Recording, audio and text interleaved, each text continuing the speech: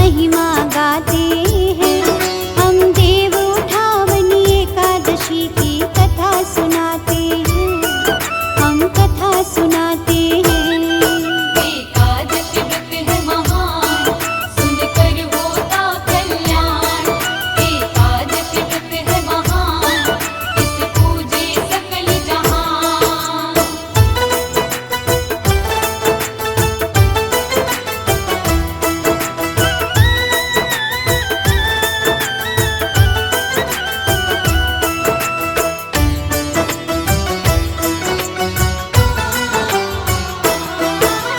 कार्तिक मास के शुक्ल पक्ष में एकादशी जो आए, देव उठावनी एकादशी के नाम से जानी जाए। देव प्रबोधिनी एकादशी भी इसका है पावन नाम। योग निद्रा से इस दिन उठते हैं विष्णु भगवान। सारे शुभ कर्मों की इस दिन से होती शुरुआत। इस दिन तुलसी विवाह होता है शालिग्राम के साथ। विष्णु जी की पूजा का बड़ा महत्व है। इस दिन मोक्ष की प्राप्ति होती है और पाप होते हैं क्षीण। इस दिन व्रत करने से कष्ट सभी मिट जाते हैं, कष्ट सभी मिट जाते हैं। हम देव उठावनी एकादशी की कथा सुनाते हैं, हम कथा सुनाते हैं। एकादशी व्रत है महान, सुनकर होता कल्याण। एकादशी व्रत है महान, इसे पूजे सकल जहान।